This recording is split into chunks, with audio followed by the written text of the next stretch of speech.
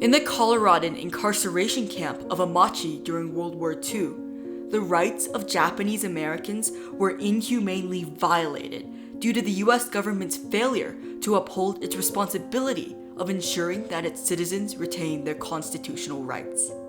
In the short term, Japanese Americans suffered educational setbacks and devastating monetary losses, as the government neglected its responsibility of restoring these violated rights upon their release from Amache. In the long term, although the US government made attempts to rectify its failures and responsibility, these insufficient reparations did little to address the lasting damage. The camp severed Japanese Americans' familial bonds and caused many to develop debilitating psychological conditions. On December 7, 1941, Japanese planes bombed Pearl Harbor, Hawaii, killing 2,200 Americans. Newspapers and government officials spread false claims of Japanese espionage, fueling cries for removal. America demanded revenge. Within days, 1,291 Japanese in Hawaii were arrested, their houses were searched without warrants, and their news outlets were shut down. On February 19, 1942, President Franklin Roosevelt signed Executive Order 9066, authorizing the forceful relocation of any person of Japanese ancestry and the creation of Camp Amache in southern Colorado. Colorado's governor, Ralph Carr, opposed anti-Japanese sentiment in the incarceration. However, he saw it as Colorado's responsibility to cooperate with the government during wartime, so he welcomed Japanese Americans to Colorado as internees, but what followed was a profound violation of constitutional rights. Opened from 1942 to 1945, Camp Amache housed over 7,000 people at its peak in brutal conditions. Winters were freezing, and as Amache internee Robert Kashiwagi said, one has to be very familiar with how to live in areas below zero because you don't grab the doorknobs without being careful. Otherwise, you leave all your skin on the doorknob. The situation wasn't much better in the summer, being dry and hot. Dust storms were frequent and violent, and living quarters were military barracks with little furnishings. Internees were served rationed army food at only 40 cents a day per person, which, according to data collected by the US Bureau of Labor Statistics, was a fourth of what the average American in 1942 spent per day on food. Not everyone supported incarceration. Amache project director James Lindley tried to create policies that ameliorated the living conditions in the camp, writing, "I have a lasting and deep regard for the Japanese people. I can only admire their cheerful acceptance of unfair treatment." Despite his best efforts, 120 people died from disease and the awful living conditions. Even under these circumstances, Amache internees felt it was their civic responsibility to join the US Army, enlisting at the highest rate among all camps. Ironically, they fought for a country that abandoned its responsibilities and threw its soldiers' families behind barbed wire. And by insisting that the forced removal and incarceration of the Japanese was a military necessity, the federal government claimed that the incarceration was justified. Yet the government also seemed equally aware that the incarceration was unconstitutional. Assistant Secretary of War John McCloy even declared, "The Constitution is just a scrap of paper." After Pearl Harbor, Japanese immigrants had their belongings seized and houses searched without warrant, clearly violating the Fourth Amendment. The First Amendment, freedom of speech and the press, was non-existent at Camp Amache. The Granada Pioneer, the camp's newspaper, was heavily censored by the government. Though the Fifth Amendment ensures that no one may be deprived of life, liberty, or property without due process of law, every Japanese American who was jailed experienced blatant disregard of this protection. The Sixth Amendment guarantees the right to know what crime with which one is being charged and the right to a speedy and fair trial. Yet Amache internees were never individually charged with a particular crime or given the opportunity to defend their innocence before a jury. The Japanese Americans' right to freedom of movement, as described by the Privileges and Immunities Clause of Article 4, was denied, as was the protection provided from unlawful imprisonment in Article 1, or habeas corpus. Additionally, the denial of privacy breached not only the aforementioned Fourth and Fifth Amendments, but also the 1st, 3rd, 9th, and 14th. We did not have private bathrooms.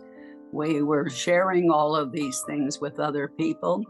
Obviously, it was a loss of privacy, and that was a big, big thing for the incarcerees. Camp Amache closed on October 15, 1945. In the short term, the government did little to set right this injustice. The $25 and one-way bus ticket given at the end of the incarceration were not enough for Amache families to return to their homes in the West, so thousands of Amache internees settled in Denver, Colorado. This removed Japanese Americans from the West Coast, a key goal of the incarceration. Japanese Americans' education and financial status also suffered tremendously. Most families returned from the camp without jobs and with few remaining possessions, with the losses totaling to nearly $4 billion today. Many camp survivors tried to rebuild their lives and pursue college, but, quote, the government's harm to their education was one of the greatest losses suffered by second-generation Japanese Americans. This interruption of their education impacted their future career options and perpetuated the encouraged struggles from the incarceration. In the long term, the government's later attempt at redress was too little, too late to help the camp survivors. The government's only attempt to provide reparations was to pass the Civil Liberties Act of 1988 that issued a national apology and $20,000 to each surviving internee, which, by that time, numbered only 60,000 out of the original 120,000 incarcerated. But what of the other half of the internees who received nothing? What of the government's responsibility to provide them restitution? My grandfather, I never knew him, right? He died in Amache there at the age of 44. So Dad was 8 years old when his father died, and he always said, Amache took my father away. I think my grandfather was worth way more than $20,000. Scientist Gwen Jensen found that all survivors faced post-traumatic stress disorder and a 2.1 times higher risk of heart disease, while the National Park Service noted erosions of familial bonds and children distancing themselves from parental authority, disrupting family relationships. On September 11, 2001, the Islamist terrorist organization Al-Qaeda attacked the Twin Towers in New York City, resulting in discussion of incarcerating the entire Muslim community. Japanese Americans protested this, and President Bush acknowledged their efforts in a 2004 speech, saying that America gained strength because Japanese Americans fought for their country. These contributions for justice in post-war America made us a better country. Coloradans succeeded in making Camp Amache National Park on February 15, 2024, ensuring the incarceration will never be forgotten. As Colorado Senator John Hickenlooper said, "What we choose to preserve for future generations is a statement of our values.